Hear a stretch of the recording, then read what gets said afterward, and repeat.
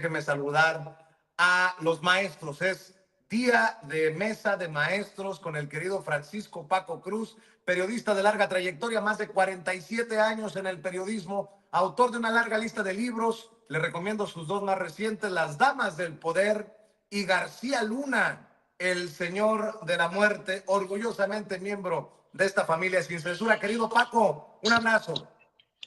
Vicente, ¿cómo estás? Buenos días, un abrazote también a Jaime. Fíjate cómo empiezas este segmento, Vicente, con las palabras del general secretario Ricardo Trevilla Trejo. Y en estos momentos, cuando tenemos amenazas de Donald Trump, como quiera que sea, son amenazas, cuando hay movimientos en la frontera, cuando hay una especie de psicosis, porque se vio un avión, porque se dieron 3 embarcaciones, porque se inventa lo de una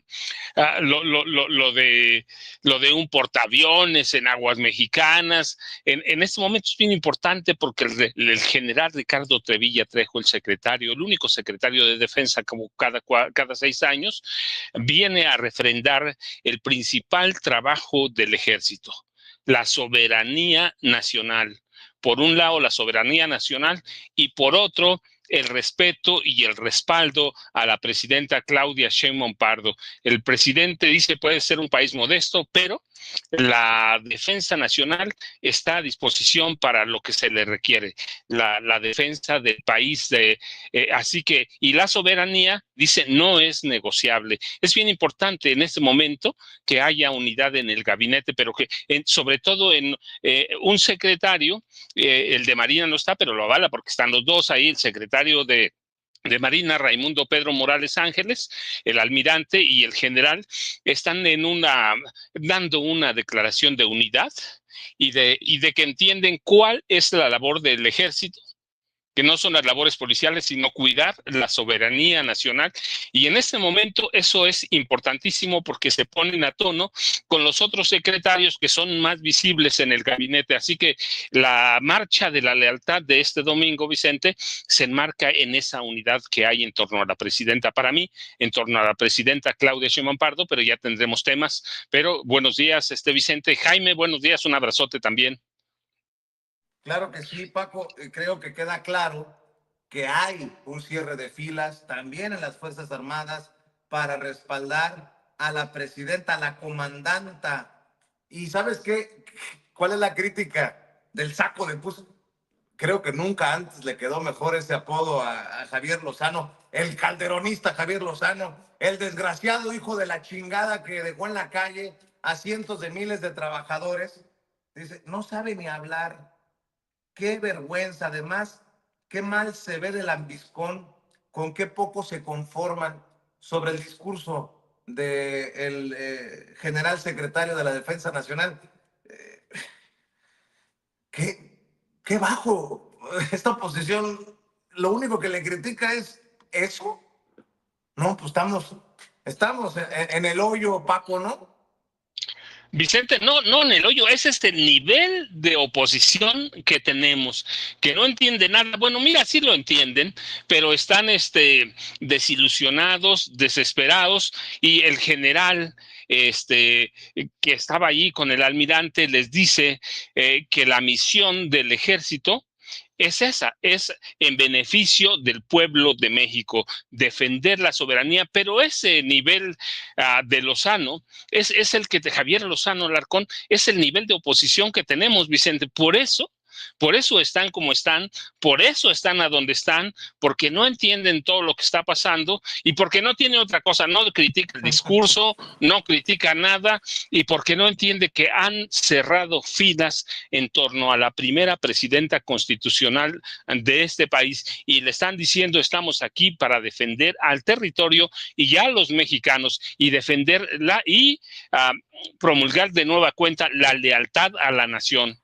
que no Sí, solo atañe a los militares. Así que hay una lealtad y, como dices tú, un cierre de filas en torno a la presidenta constitucional de los Estados Unidos mexicano, Vicente. si Javier Lozano critica el que, de acuerdo a él, no sabe ni hablar, el general secretario, esperemos muy pronto, en un discurso de Margarinflas, de Margarita Zavala, la crítica del gran mexicano Javier Lozano.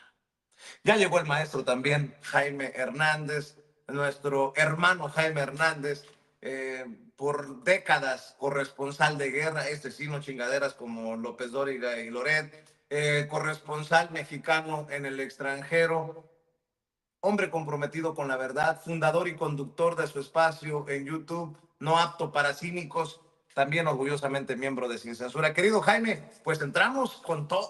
Hoy ando filoso, hoy ando, voy derecho y no me quito.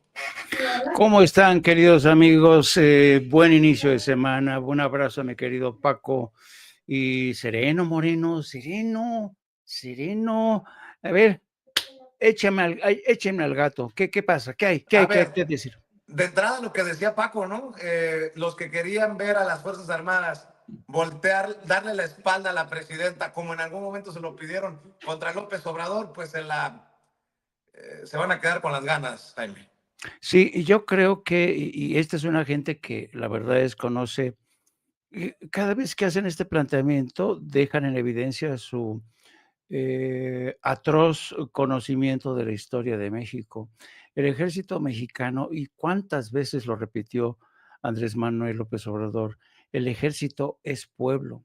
El ejército mexicano, a diferencia de muchos institutos castrenses en todo el mundo, efectivamente es uno de los pocos ejércitos que desde el soldado más humilde, desde el soldado raso hasta el general brigadier de 4 o 5 estrellas, al almirante también más encumbrado, son gente que han surgido desde abajo. ¿Por qué es importante siempre destacar esta mención? Porque a lo largo de la historia, por ejemplo, en América Latina tan solo, el ejército mexicano ha sido de los pocos ejércitos que tienen su historial afanes golpistas. Ahí tenemos los ejemplos de Uruguay, Argentina, Perú, Bolivia, Chile. Tú síguele contando.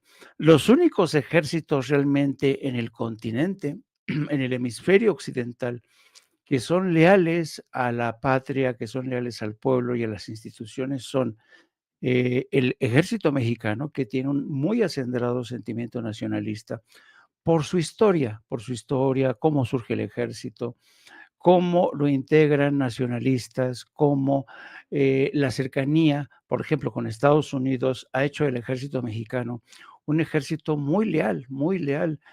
Para el ejército mexicano, la defensa de la patria es lo primero. Y hay pocos ejércitos en realidad que se parezcan o se asemejen en esto. Por ejemplo, otro de los ejércitos que han demostrado una enorme adhesión a las instituciones y sobre todo que surgen del pueblo, pues es el ejército de Venezuela. ¿Cuántas veces, cuántos operativos han lanzado, por ejemplo, Estados Unidos y la CIA para ver si de alguna manera conseguían respaldo en el seno de las Fuerzas Armadas de Venezuela para darle un golpe de Estado, primero a Hugo Chávez y ahora al presidente Nicolás Maduro? No han podido nunca. ¿Por qué? Porque son ejércitos completamente distintos a los de otras regiones o naciones vecinas, ¿no? Y yo creo que el ejército mexicano, precisamente, que se distingue por un largo historial de institucionalidad, y además porque desde los primeros días sus máximos representantes declararon que la comandante en jefe del ejército es la presidenta, así está en la Constitución. O sea, fin de la historia.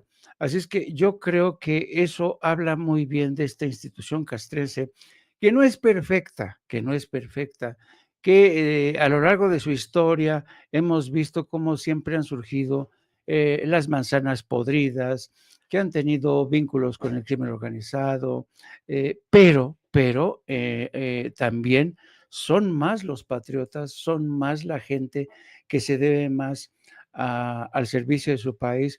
Y a mí no me extraña, francamente, yo creo que el ejército mexicano, insisto, es de los más leales en todo el planeta y qué bueno que sea así, digo yo. Por maestros y por el respeto que les tengo, denme su opinión del encontronazo entre la presidenta. Bueno, no iba a decir encontronazo, no. El choque contra la pared que tuvo la corresponsal de Proceso al querer plantear una mano negra que metió, según ella, el gobierno del presidente Andrés Manuel López Obrador para sacar del bote en una negociación, dice ella, a el general Salvador Cienfuegos, exsecretario de la Defensa Nacional, y cómo le contesta la presidenta Claudia Sheinbaum en momentos en que fue visto en el evento precisamente de este fin de semana el general Cienfuegos. Paco, tu opinión, tus comentarios. Ahí está la imagen de Cienfuegos con lentes en el evento de este fin de semana. Y bueno, el planteamiento del Proceso que fue refutado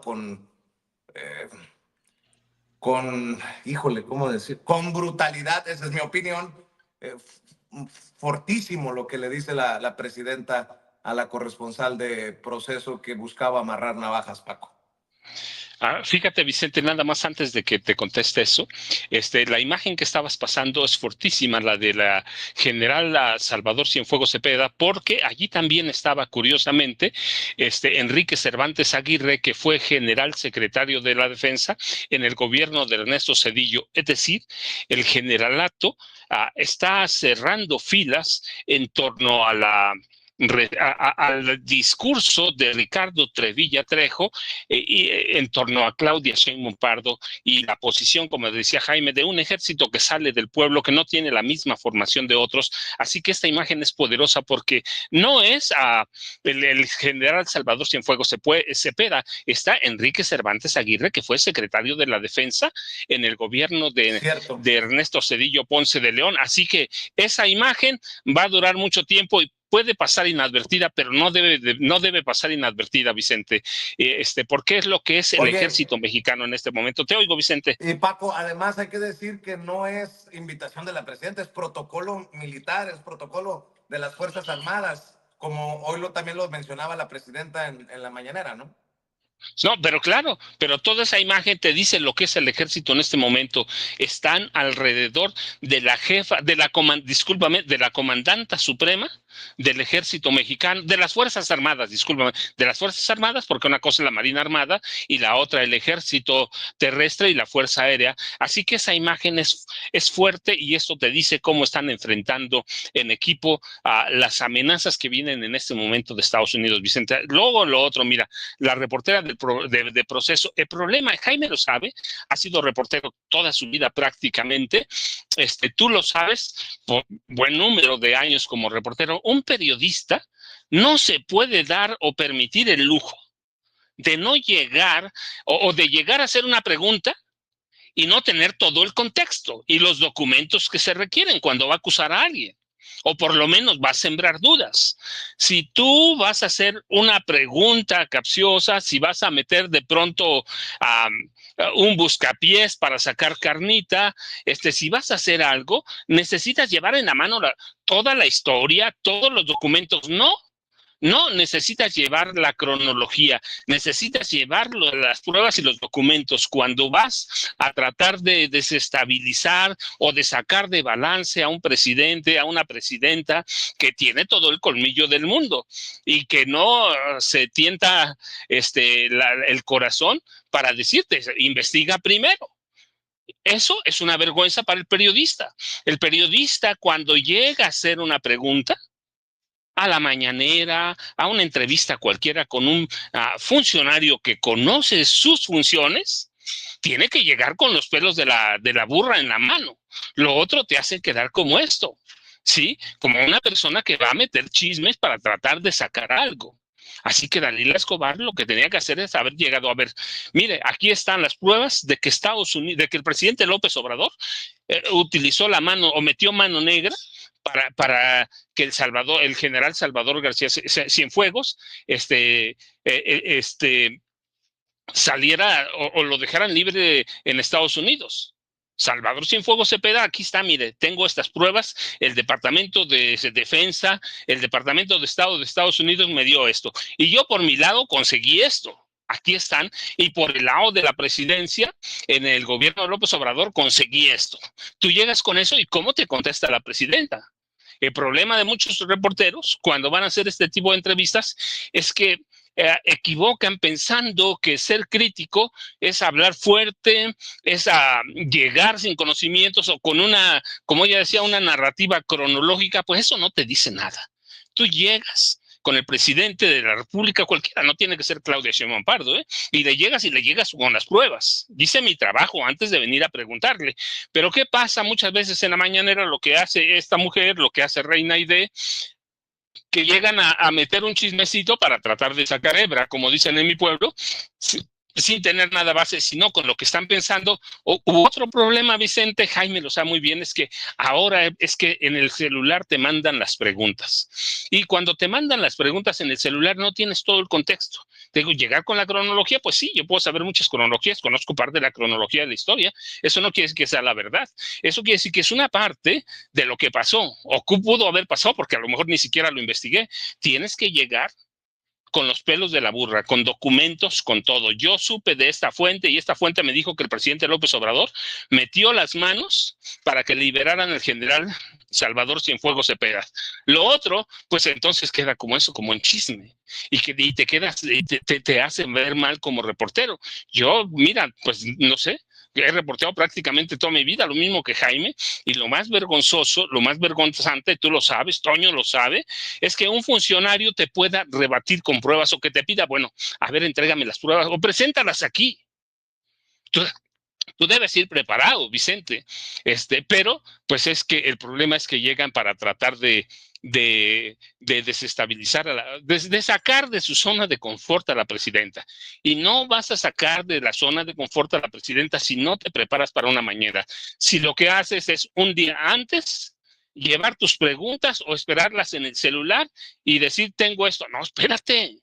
Si tú vas a acusar al gobierno de López Obrador de meter mano negra en el caso del general Salvador Cienfuegos Cepeda, pues tienes que llevar las pruebas. Y tienes que llevarlas del Departamento de Estado, del Departamento de Justicia de Estados Unidos, y tienes que llevarlas de fuentes mexicanas que te digan, mira, yo encontré esto. De lo contrario, pues pasa esto, y eso es una vergüenza para el periodista, Vicente, ¿sí? Yo una vez me pasó, hace muchísimos años, y con esa aprendí. Si quiero cuestionar, si quiero verdaderamente sacar hebra, pues voy a llegar con las pruebas en la mano, con los estudios, con las declaraciones, con lo que yo tenga, pero que haya reporteado. El problema es que no reportean y piensan que lo que llevan ahí en el celular es la verdad absoluta, y lo que llevaba era si quiere decía, le leo la cronología, seguramente la presidenta tiene la cronología, no seguramente, así como son, habría sido muy sencillo que pidiera la cronología de todo lo que le pasó. Eso no significa nada, no es información, no es nada. No, hay que llegar con las pruebas, y no llegó con ninguna prueba, que es lo mismo que hace Reina Aide y que hacen otros reporteros cuando quieren meterle una zancadilla a la presidenta de la República. Así que es una vergüenza que hagan eso, que no lleguen con pruebas cuando van a acusar, cuando van a cuestionar o cuando van a meter una zancadilla. Yo digo, es válido como periodista, mentiría si digo que no lo he hecho, pero siempre llego con las pruebas. Mentiría si digo, no, nunca, cuando hice preguntas, siempre fueron bien, ¿no? En ocasiones fueron preguntas políticas con jiribilla. Jaime lo sabe, va, tú lo sabes. Se hacen preguntas para sacar muchas cosas, pero vas con las pruebas en la mano. Y más, si vas con el presidente de la República, con un secretario de Estado, con un académico, lo mínimo que puedes hacer es prepararte. Lo otro, pues es muy mal periodismo. Es un periodismo de chisme, de especulación. Así que, y eso te hace ver mal, porque estás frente a una persona, te digo, cualquiera, no tiene que ser Claudia Sheinbaum Pardo, una persona cualquiera que te diga, está bien, enséñame las pruebas. Está bien, pero reportéalo. Así que yo digo, eso es una vergüenza, Vicente, y que se ve en ocasiones más a menudo de lo que parece en la mañanera de la presidenta Claudia Sheinbaum Pardo, como pasaba con el presidente Andrés Manuel López Obrador. Así es, y precisamente antes de ir con Jaime, vamos a ver y escuchar lo que dice el abogado César Gutiérrez Priego sobre la presencia de Cienfuegos en la conmemoración de ayer que encabezó la presidenta de México, la doctora Claudia Sheinbaum, con las Fuerzas Armadas.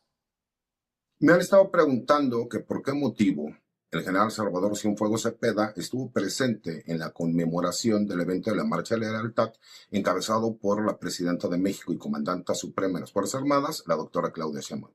La respuesta es muy sencilla. Quien era presidente de México, Luis Echeverría Álvarez, emitió un decreto el 30 de enero de 1976 y lo publicó en el Diario Oficial de la Federación, en donde se señalaba que todos los secretarios de la Defensa Nacional que terminaran su encargo no pasarían a la honrosa situación de retiro, sino por el contrario, se mantendrían en el activo como asesores del alto mando militar, lo que significa que serían asesores de quien ocupe el puesto de secretario de Defensa Nacional. Esto en automático los convierte en miembros de la plana mayor de la Secretaría de la Defensa Nacional. Es por ese motivo, y no por alguna otra idea por ahí política que alguien podría tener, que se invita a los exsecretarios de la Defensa Nacional cuando existen este tipo de actos solemnes de acuerdo a las leyes y reglamentos militares y el ceremonial militar. ¿Por qué? Porque simple y sencillamente, mientras se encuentre vigente ese decreto presidencial, ellos siguen formando parte de la plana mayor de la Secretaría de la Defensa Nacional, al grado de que vemos a un impresentable que se encargó de llevar a cabo la guerra sucia en los años 70 y que ha sido señalado de desapariciones forzadas como el general Enrique Cervantes Aguirre, quien fue secretario de la Defensa Nacional, y por ese motivo se encuentran presentes los exsecretarios de la Defensa. No es por ningún otro motivo, es por un decreto presidencial del 30 de enero de 1976 que emitió quien era presidente de la República, Luis Echeverría Álvarez, y se encuentra vigente al día de hoy. Por si acaso estaban con la narrativa de lo invitó Sheinbaum, ya pactaron, ya hubo acuerdo con el pasado. Ahí se las dejo de tarea. Mi querido Jaime, sobre lo de la mañanera, sobre lo de ayer, ahí vamos escuchando tus comentarios y opiniones. Sí, yo creo que, eh, no sé, a veces yo recuerdo cuando arrancaron las mañaneras, cuando el presidente López Obrador le dio entrada a representantes de distintos medios, incluidos youtubers. Una de las quejas del llamado de los periodistas y comentócratas que siempre formaban parte de este selecto grupo que siempre tenía acceso exclusivo al presidente, fue que cómo era posible que le dieran entrada a tanto improvisado, que ni siquiera eran periodistas, patatín, patatán. Y yo recuerdo que en aquel entonces yo dije, bueno, yo prefiero una mañanera en la que, okey, los periodistas que asisten no sean del todo profesionales, pero yo agradezco que haya esta apertura del gobierno de México hacia todos los medios. De aquel entonces a ahora ha pasado mucho tiempo, y yo creo que todos los medios y todos los periodistas asistentes a la mañanera ya tendrían que haber cumplido con una curva de aprendizaje obligada, ¿no? Que es cómo platicar con el poder presidencial, cómo servir de interlocutor entre el poder presidencial y el pueblo de México o los intereses o los medios a los que representan. Pero no ha habido aprendizaje en absoluto, no ha habido aprendizaje y ahí tenemos el caso de Reina Aidé, que yo francamente soy de la gente que a mí no me gusta la presencia de Reina Aidé, porque en primer lugar roba oxígeno, roba tiempo, Reina Aidé para mí le falta el respeto a la institución presidencial, a los millones de televidentes o radioescuchas que están pendientes de lo que dice la presidenta de la República, y además es una falta de respeto a todos los que asisten todas las mañanas. Luego están los famosos golpeadores o golpeadoras, sicarios, sicarias, que, como dice el maestro Paco, van con el fin de lanzarle buscapiés a Claudia Sheinbaum. El tema con Claudia Sheinbaum, y eso ya tendrían que haberlo aprendido su lección. Claudia Sheinbaum es una mujer que es demasiado rápida, muy rápida. En cuanto una reportera o un reportero empieza a formular la pregunta, la presidenta ya sabe por dónde van. Los ve venir 10 pueblos antes, vaya.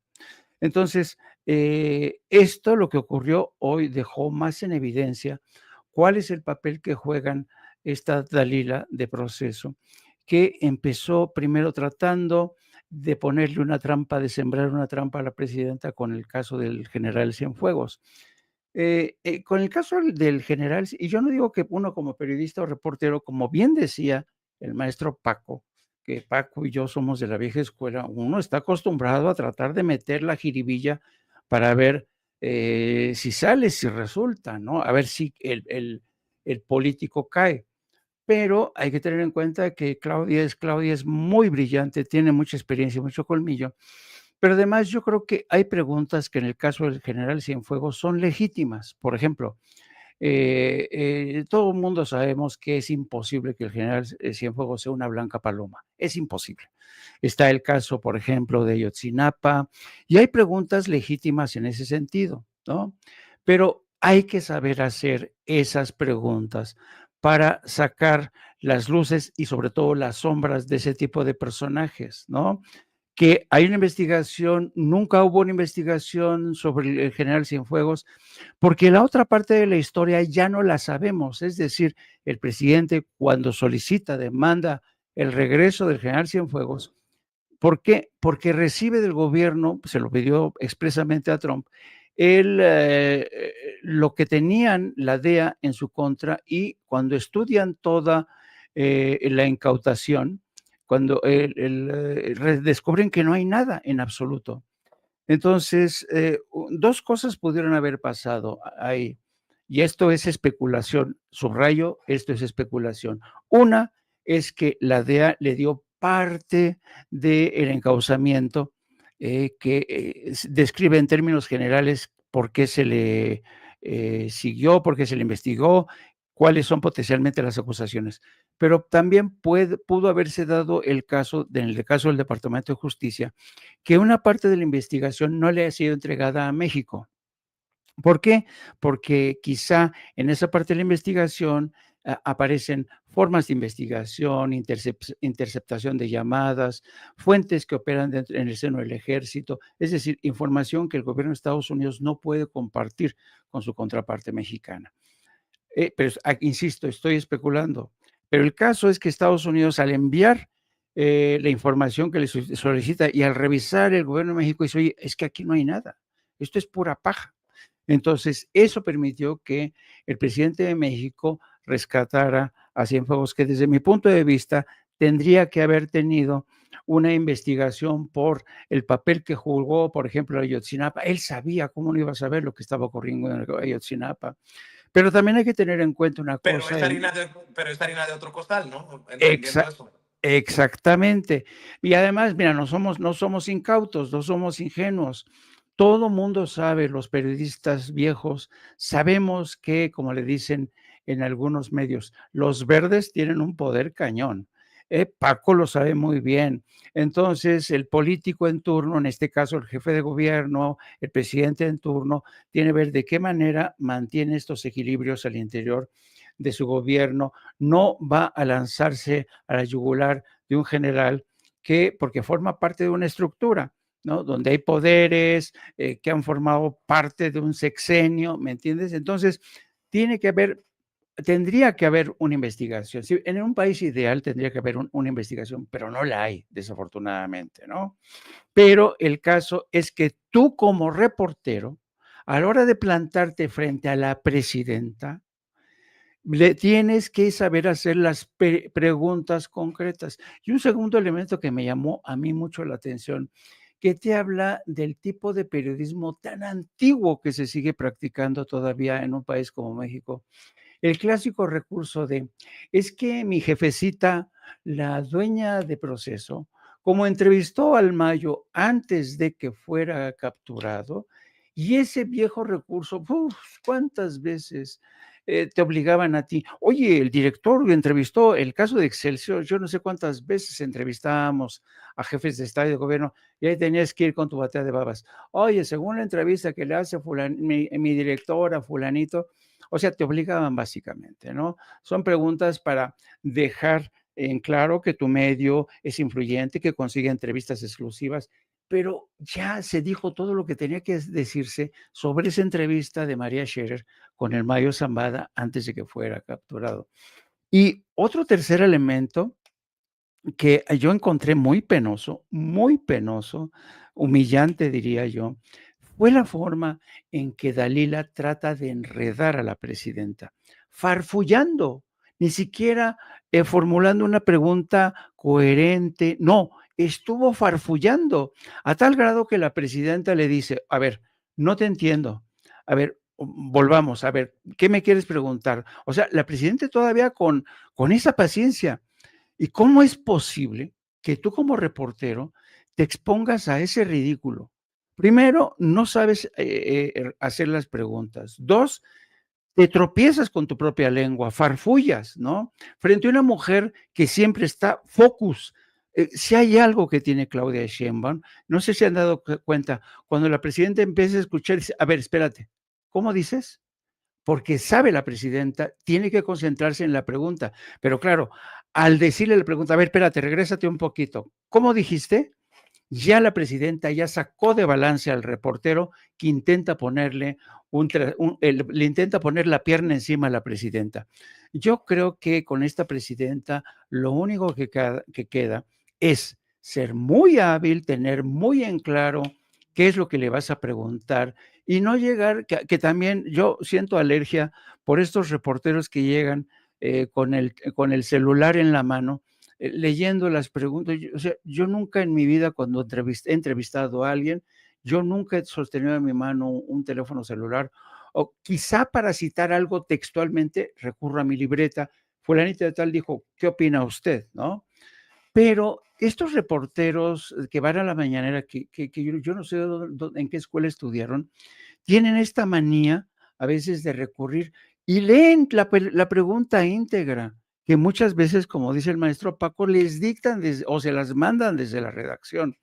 La verdad es muy penoso, es muy penoso. Yo creo, insisto, que a estas alturas las mañaneras ya tendría que contar con periodistas preparados que ya cumplieron con una curva de aprendizaje para adecuarse a los nuevos tiempos. Sí, se les ha abierto las puertas de presidencia, pero siempre van a estar en este plan. La pregunta que le hace Dalila a la presidenta, oiga, quería, o no sé si fue Dalila que le pregunta, oiga, sobre el tema de los desaparecidos, de esta mujer nicaragüense, de su hija nicaragüense, yo la estaba escuchando y estaba diciendo, o sea, prácticamente, oiga, señora presidenta, ¿por qué no me hace mi chamba? Fíjese que tengo una curiosidad. Fíjese que hay una mujer nicaragüense que su hija se murió. ¿Vas tú y le preguntas eso a la presidenta? Le estás pidiendo que te haga tu trabajo. Uno como reportero tiene que indagar qué pasó con esa mujer, qué pasó con esa niña. Hay muchos casos de desaparecidos. Uno hace su investigación, pero va uno ahí a pedirle a la presidenta, que tiene muchísimas cosas que hacer, que te haga la chamba. O sea, yo creo que es ya, de verdad, es indignante el papel de algunos reporteros ahí en la mañanera. Insisto, no es que yo sea mala onda, como dicen los jóvenes, no, pero creo que hay que respetarse uno mismo como reportero, hay que respetar esta profesión, hay que respeten a tu medio de comunicación, porque con este tipo de preguntas, con este tipo de lances, lo que hace Dalila es ponerse en ridículo, humillarse ella misma y poner en evidencia su medio de comunicación. Yo creo que, insisto, tienen que entender que ya no estamos en el sexenio buena ondita, tolerante, indulgente de López Obrador, que les permitía incluso a la reina Aide hacer sus panchos. No, ahora estamos con Claudia Sheinbaum y desde que llegó Claudia Sheinbaum muchas cosas han cambiado. Hablando de periodistas, no sé si te enteraste, mi querido Paco, mi querido Jaime, de lo que publica en su columna en el Universal Salvador García Soto.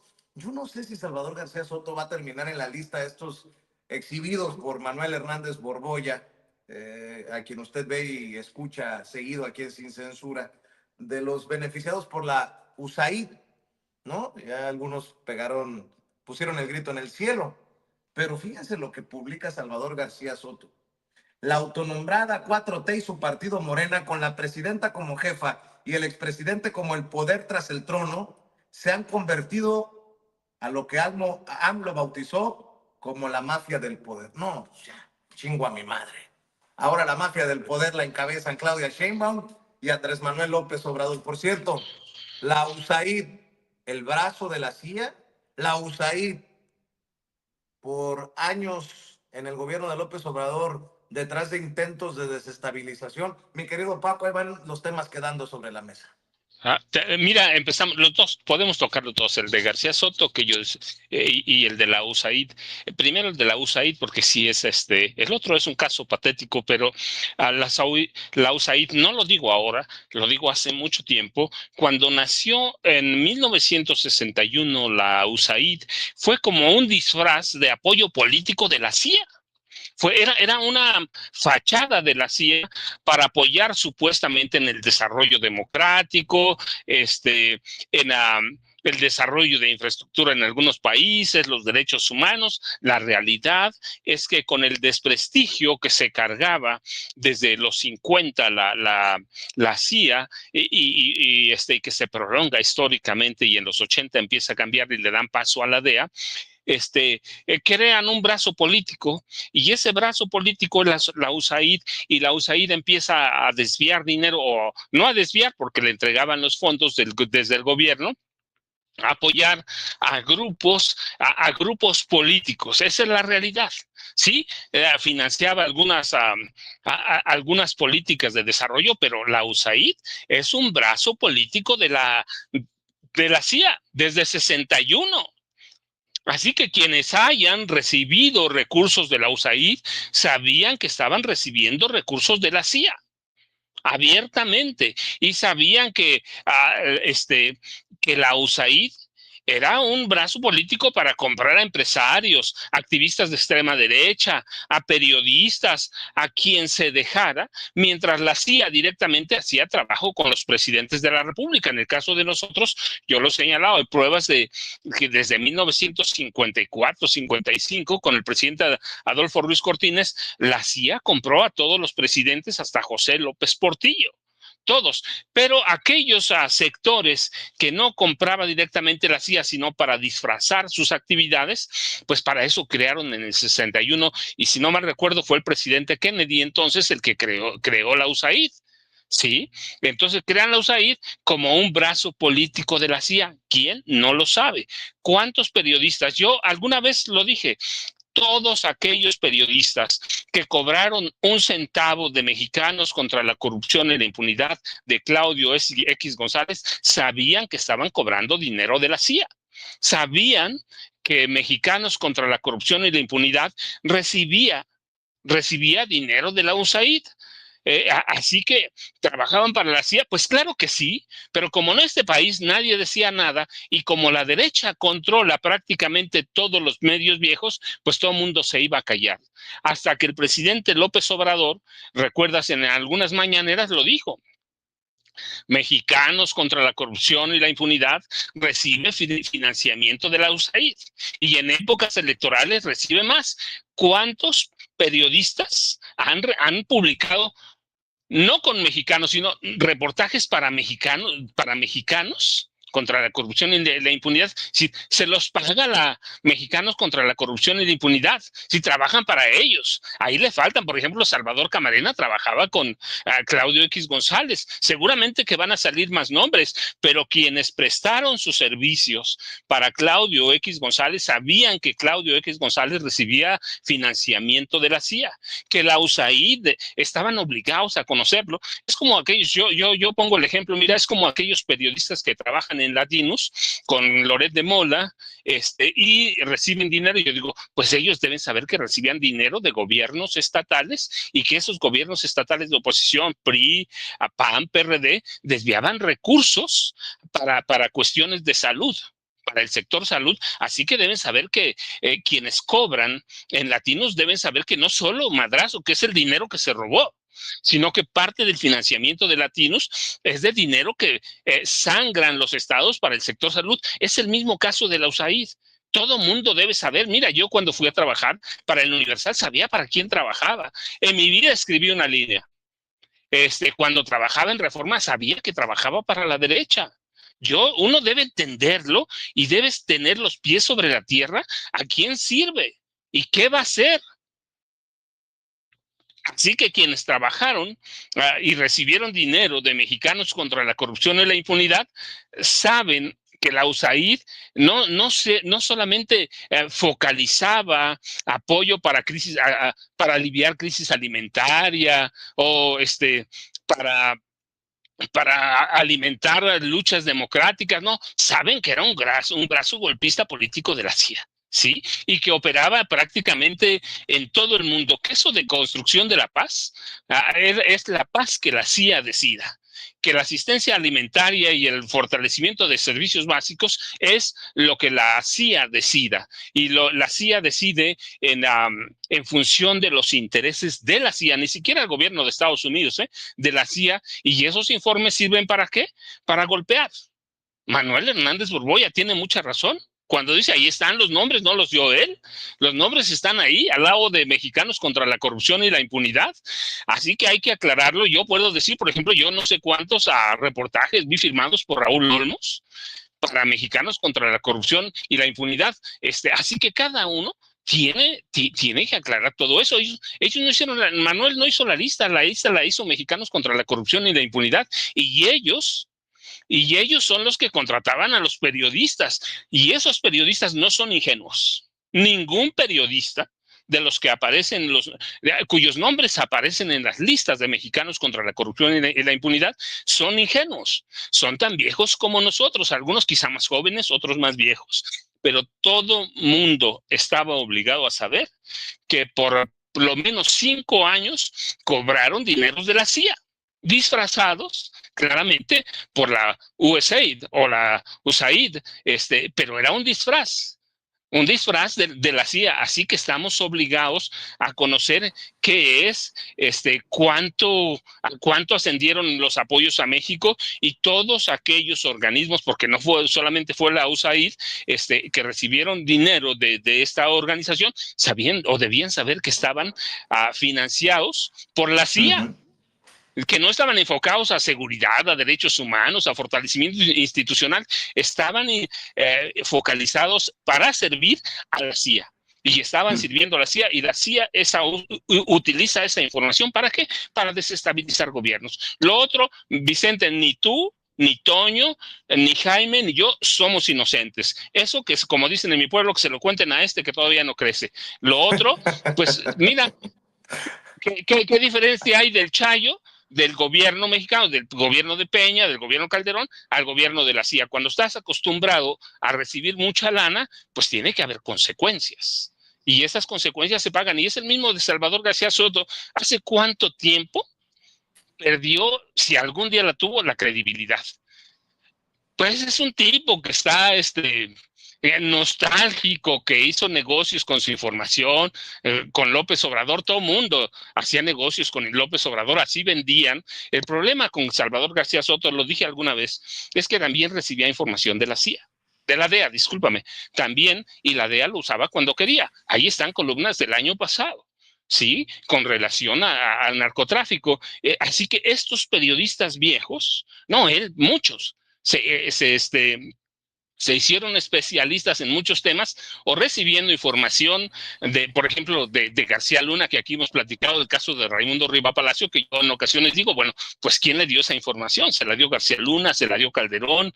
¿Quién la redactó?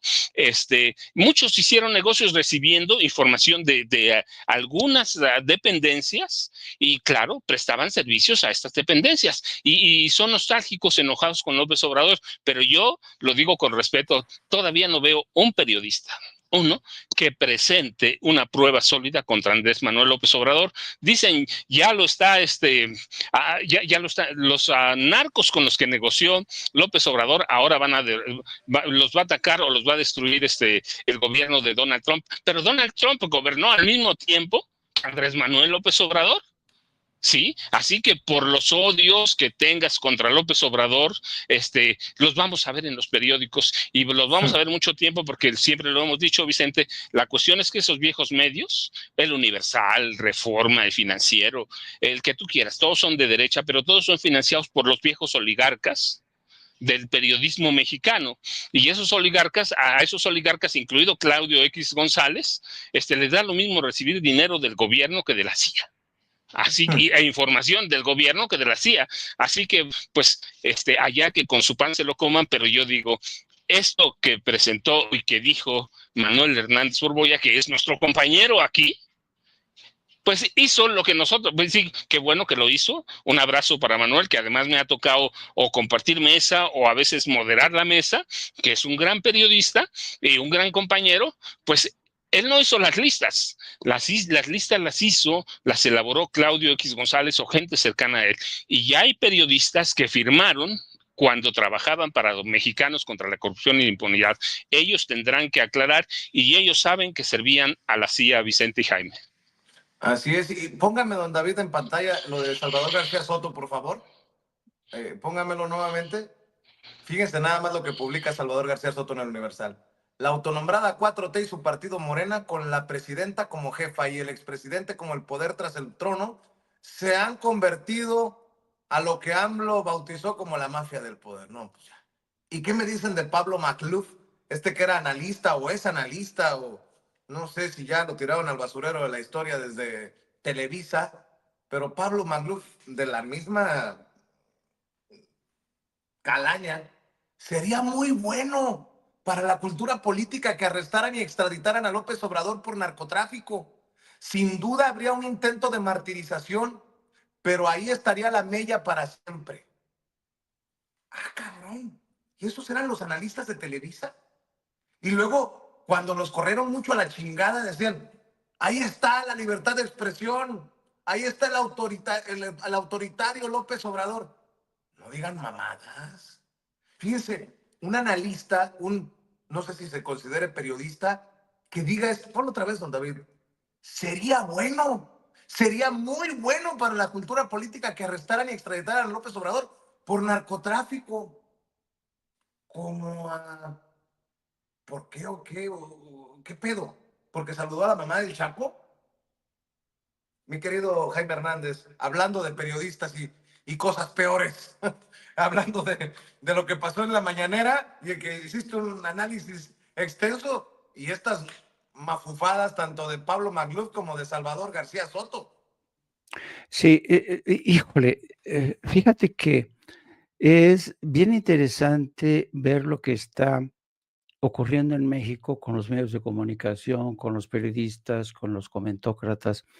Es un río revuelto que merece mucho la pena hacer un análisis minucioso de lo que está ocurriendo para hacerse las siguientes preguntas. Primero, ¿hasta qué punto, por ejemplo, personajes como Salvador García Soto han decidido lanzarse a la yugular del gobierno, primero de López Obrador y ahora de Claudia Sheinbaum, con el fin de estigmatizarlos y presentarlos como una calca de lo que fue la mafia del poder? ¿Qué hay detrás de todo esto? ¿Qué hay de cierto detrás de todo esto? Sería el buen comienzo de un análisis, ¿no? Para empezar, evidentemente, lo que dice Salvador García Soto no es que no sea cierto al 100%. Porque hay que reconocer que Morena, sobre todo, Morena está integrado, es un movimiento, pero está integrado por tribus del poder, ¿no? Tribus del poder que operan desde distintos ámbitos, tienen distintas zonas de influencia, y estas tribus y estas familias, por ejemplo, la tribu de Ricardo Monreal, la tribu de el secretario de Economía, Marcelo Ebrard, personajes como José Murat, Alejandro Murat, personajes como Mayer, ¿no? Tú dices, ¿cómo te explicas a estos personajes dentro de un movimiento como la 4T? A Mayer yo no me lo explico dentro de ese movimiento, me cuesta mucho trabajo. Que Cuauhtémoc Blanco fue un gran gobernador, que a lo mejor no tiene nada pues, que lo investigan, como dijo hoy en la mañana la presidenta. A donde voy es que la 4T no es un movimiento que lo integran santos, vírgenes, no, y yo creo que muchos de los errores que ha cometido la 4T al integrar a indeseables o impresentables con este afán de armar coaliciones, de juntar a tribus que apenas unas tribus no se llevan con otras, pero ahí está con tal de mantener el poder. te das cuenta que hay algo de cierto en que el movimiento de la 4T ha incluido dentro de su movimiento a indeseables, pero de eso a decir que la 4T es la mafia del poder, es una exageración, ¿no? Ahora, se entiende este esfuerzo de Salvador García Soto, que desde hace tiempo ya viene, lo vimos creo que la semana pasada estaba con esta cantaleta de que el narco tenía alianzas con la 4T, con el presidente, con Claudia. Pero si uno le sigue la pista a este tipo de argumentaciones, por ejemplo, la de Salvador García Soto, la del Maluf, la de Anabel Hernández, toda esta gente, y empiezas a atar los cabos, es muy interesante. Por ejemplo, hay un personaje que se llama Joshua Treviño. Joshua Treviño es un personaje bien fascinante. Joshua Treviño es director del Texas Public Policy Foundation. Pero aparte de ser director del Texas Policy Foundation, mira, les voy a pasar un link que es interesante, que de una nota publicada en El Independiente, que es un periódico casi, casi marginal, que ahora maneja, se lo estoy pasando a mi querida Ceci, es un periódico marginal que maneja Carlos Ramírez, que era analista de el Financiero. Después, cuando compran el Financiero, sacan a Carlos Ramírez. Carlos Ramírez anda dando átomos por aquí, por allá. Carlos Ramírez tiene negocios su hijo tiene negocios de estos de guaruras, empresas de seguridad. Bueno, el caso es que ahora tiene este periódico independiente y hace unos días publica el Independiente declaraciones también en el sentido de que el gobierno de la 4 tiene vínculos con el crimen organizado y citan como fuente a Joshua Treviño. ¿Y quién es este Joshua Treviño? Mira, es esto, me refiero a esto. Evidente narcorrégimen entre Estado y cárteles de México, Treviño. Bueno, pero Treviño, lo que no se dice en esta nota, Joshua Treviño es contratista de una de las contratistas de la CIA, es de la Booz Allen, ¿se acuerdan de la famosa Booz Allen en la que trabajó Edward Snowden? El exagente de la CIA trabajó en esta empresa. Esta Booz Allen es la que controla la seguridad de todo, por ejemplo, el Departamento del Tesoro. Booz Allen tiene todo. Entonces, cuando Edward Snowden se mete a la Booz Allen, es cuando saca toda la información que luego distribuye. Bueno, Joshua Treviño es uno de los operadores de Booz Allen. Entonces, empiezas a atar cabos. ¿Qué hace Joshua Treviño? Diciendo las mismas cosas que Salvador García Soto, diciendo las mismas cosas que Maluf, diciendo las mismas cosas que Anabel Hernández. ¿Por qué todos coinciden en esto? La conexión es evidentemente la CIA, Booz Allen, todos estos contratistas que están en una campaña, ¿no? Bueno, esa es la parte, y claro, tú dices, ¿por qué Salvador García Soto viene publicando esta historia? ¿Por qué otros medios y políticos se hacen eco? ¿Están recibiendo dinero de la CIA o de otras, o del USAID, o fundaciones como la Fundación Ford, se sabe que también, o la Endowment Agency, ¿no? Pero hay quienes le hacen el caldo gordo a estas teorías por puro entusiasmo, ¿no? Son los famosos tontos útiles. Entonces dices, híjole, qué peligroso que estos personajes se comporten de esta manera, ¿no? Haciéndoles el caldo gordo a estos golpistas. Yo me acuerdo que cuando era un reportero jovencillo, nosotros sabíamos cómo operaba la CIA.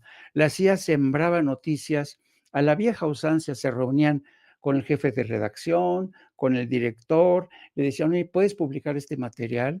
Y ahí estaba, ¿no? Siempre ha habido un vínculo entre la USAID y los medios de comunicación en México. Por ejemplo, recuerdo que una vez en Afganistán, uno de mis colegas, no de medio mexicano, de un medio español muy conservador, se quedó sin dinero en Kabul.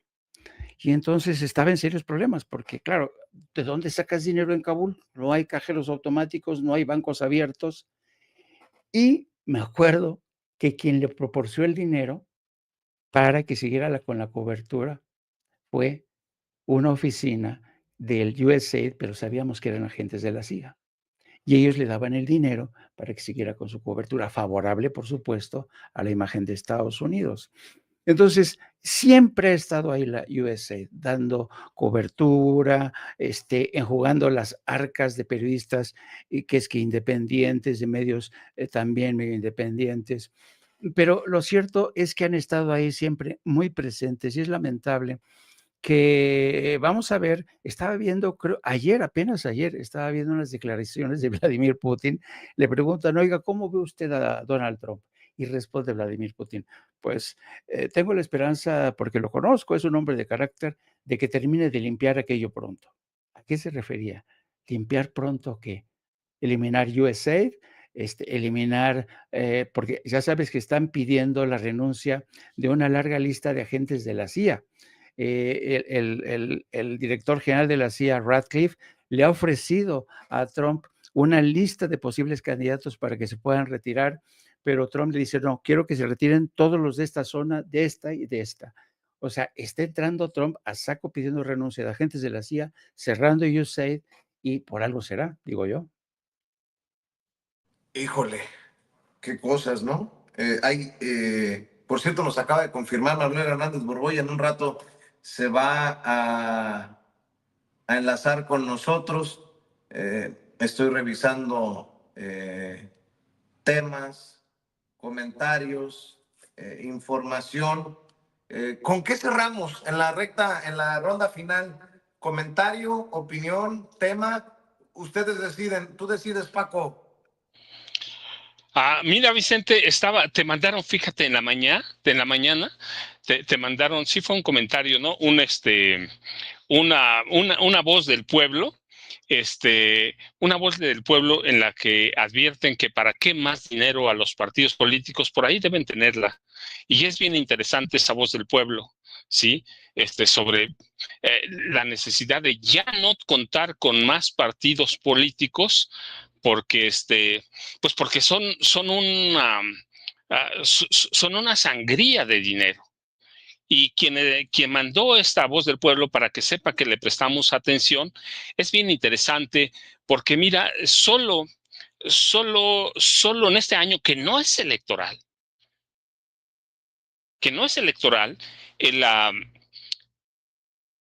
derrama de recursos públicos para financiar a partidos que adentro tienen de sus filas a dirigentes criminales, mafiosos. Ahí están los casos del PAN, con Jorge Romero Herrera, del PRI, con Alejandro Moreno Cárdenas, que tienen, o que albergan en sus filas a delincuentes abiertamente. Tienen razón, la derrama de recursos públicos, para que tengan una idea de lo que representan. Por ejemplo, en 2025, para Morena, 2,486 millones de pesos, un año que no tiene nada de electoral. Para el PAN, 1,233 millones de pesos. Para el PRI, 933 millones. Para Movimiento Ciudadano, 921 millones de pesos. Para el Verde, 790. Para el PT, 637. Y digo eso, para este año no hay elecciones. La política es un gran negocio. Hacer política partidista es un doble negocio. Cuando Jaime hablaba que sí hay parte de grupos de poder dentro de Morena, bueno, pues aquí tienes, los partidos representan un gran negocio. Por eso hay más de 30 solicitudes de crear nuevos partidos políticos. Si mantenemos con nuestros recursos a organizaciones que dentro de sus filas tienen a criminales o tienen a impresentables. Así que quienes mandaron esa voz del pueblo tienen razón. La política es un negocio y ese negocio hay que cerrarlo, Vicente. No más partidos. Imagínate, por eso Alejandro Moreno Cárdenas no le interesa irse a ningún lado, no le interesa ser el poder, no le interesa nada. El poder ya lo tiene. 933 millones va a recibir este año, a los que no tienen que dar cuenta de nadie. Son recursos del partido. Y si a eso le sumas que el PAN y el PRI y Movimiento Ciudadano como partidos nacionales, bueno, también el Verde y el PT, van a recibir financiamiento de cada una de las 32 entidades, es una locura de dinero. Es un gasto brutal. cada estado les destina un buen presupuesto. Así que ya basta de tanto vividor, de tanto zángano. El presupuesto para los partidos es un ingreso y eso debe terminar, Vicente. Yo cerraría con eso porque la gente, cuando uno escucha las voces del pueblo, uno dice, tienen razón. Hay cosas que de pronto se ven y son una ofensa para los partidos porque sabemos para qué los ocupan. Pues para divertirse, para andarse paseando, menos para hacer proselitismo. Y el caso del PAN y del PRI son dos casos generales. Llevan años sin tener un solo militante más, sino por el contrario, reduciendo, sin pelear nada, que estanque a la pepena de los recursos públicos que sirven para engordar sus cuentas bancarias. Vicente, yo ya sabes, @Paco Cruz Jiménez en Twitter, Francisco Cruz en Twitter, en X antes Twitter, Francisco Cruz Jiménez en Facebook. Te dejo un abrazote. Igual, Jaime, un abrazote y nos vemos mañana, Vicente. Claro que sí, mi querido Paco. Recuerden los dos libros más recientes de Paco, Las Damas del Poder y García Luna, El Señor de la Muerte. Y por cierto, solo por no dejar, vaya mensaje para Uriel Carmona, el exfiscal de Morelos y el exgobernador Cuauhtémoc Blanco. Impunidad para nadie. Que se investigue a todos. Le duela a quien le duela, le pesa a quien le pesa hasta donde tope. ¿Me estás oyendo, Cuau? ¿Está oyendo, exfiscal? Si hubo un pleito ahí de que primero el desafuero para Cuauhtémoc y luego la destitución de Uriel, creo que eso retumbó en todos lados lo que dijo la presidenta. Mi querido Jaime, opinión, comentario, tema, tú cierras. Fíjate que yo creo que es pertinente volver a hablar en este contexto en el que estamos hablando de cómo eh, el paisaje de los medios de comunicación en México. Déjenme cerrar con eso, porque yo creo que es pertinente volver a hablar de ello. En momentos en que hoy constatamos cómo USAID prodigó a ciertos comentócratas, a personajes que los enviaban a Ucrania para hacer sus viajes como reporteros, como corresponsales de guerra. De Denise Dresser no vas a estar hablando. Pues ahora que nos estamos hablando de cómo repartía el dinero a USAID, yo creo que también es pertinente hablar de cómo el gobierno de México, durante el sexenio de López Obrador, cómo se repartió ese dinero entre los medios de comunicación. Porque, a ver, ¿se acuerdan de aquella frase de López Portillo que se fue casi chillando? No voy a pagar para que me peguen, yo no voy a pagar para que me peguen, cuando se refería a la publicidad oficial que repartían de los medios de comunicación. Bueno, pues esto es un estudio de contralínea que es interesante, ya sabíamos más o menos, pero dicen, a ver, yo no entiendo esta lógica. ¿Cómo durante el sexenio de Andrés Manuel López Obrador, el gobierno de la República en publicidad repartió, fíjate nada más de 1,800 millones de pesos a Televisa, en primer lugar, 1,500 millones de pesos a La Jornada, en segundo lugar, y 1,200 millones de pesos para Azteca? Son los 3 principales beneficiarios de ese sexenio: Televisa, La Jornada y TV Azteca. Y por lo menos desde Televisa y TV Azteca, Dios mío, sobre todo de TV Azteca, qué sacudidas le metían al presidente. Y yo sigo sin entender, francamente, esta lógica de cómo le siguen dando tanto dinero a medios que se empeñan en estar serruchándole las patas al banco de la 4T un día sí y otro también, con columnistas como Salvador García Soto, con comentaristas como Raimundo Riva Palacio en Televisa, el señor Zuckerman, en fin, yo creo que, yo no, francamente me cuesta muchísimo entender la lógica de esta distribución presupuestaria, mientras hay medios de comunicación y proyectos de información que se están muriendo, se están languideciendo, ¿no? Yo creo que francamente el gobierno de México, esa es una de las asignaturas que se tienen que revisar porque, claro, por el momento les dieron un respiro porque Trump está cerrándole el grifo a USAID, pero ¿qué tal que Marco Rubio consigue rescatar parte de estos programas de USAID específicamente para el caso de México? Porque ya vemos que Marco Rubio no ve con muy buenos ojos a México. Y entonces yo creo que tiene que haber una revisión a fondo, una revisión objetiva de cómo se distribuyen los recursos en materia de publicidad. Yo entiendo que hay otras prioridades, la educación, la salud, las infraestructuras, la seguridad del país, lo entiendo, lo entiendo. Lo que no entiendo es que se sigan destinando tal cantidad de recursos para aquellos que un día sí y otro también te golpean. Y ya saben, queridos amigos, es un honor, como siempre, estar con ustedes. Un abrazo para mi querido Paco, un gran abrazo para ti, mi querido Vicente Serrano. Ya sabes que contigo, en las buenas y en las malas, con el proyecto de Sin Censura, los abrazo los dos. Y ya saben que nosotros todos los días, de lunes a viernes, a partir de las 14 horas, en No Apto para Cínicos, síganos a través de nuestras redes, @Jaime Journo. Un abrazo muy fuerte. Gracias, mi querido Jaime, mi querido Paco. Nos vemos en No Apto para Cínicos. Estamos en las redes contigo, Paco. Que pasen excelente tarde, maestros. Nos vemos aquí en Sin Censura.